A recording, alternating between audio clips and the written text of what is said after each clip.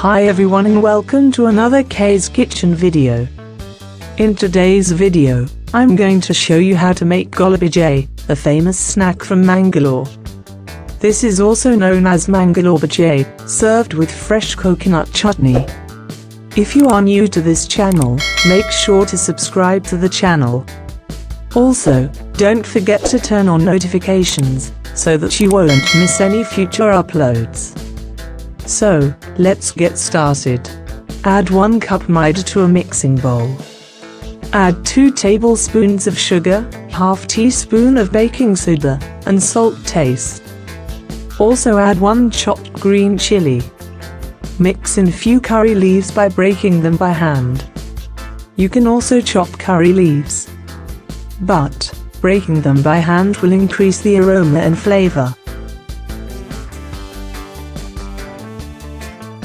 Now add half cup sour curd and mix.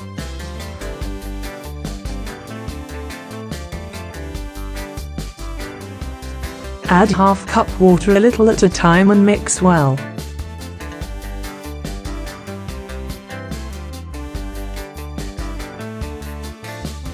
Here, I have used sour curd. You can also use buttermilk.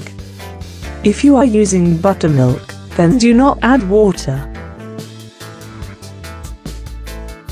The batter should not be too thick or too thin, but at the same time should have flowing consistency. You can also add some cumin seeds to enhance the taste and flavor.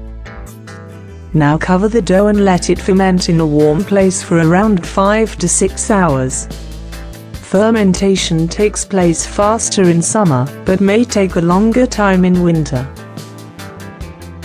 Heat oil in a wok for deep frying. Drop about a spoonful of batter into it. Put about 6 to 7 such in a batch.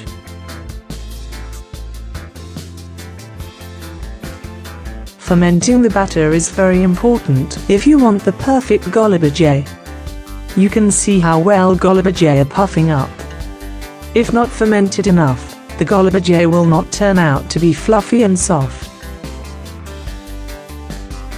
Fry them on both sides evenly.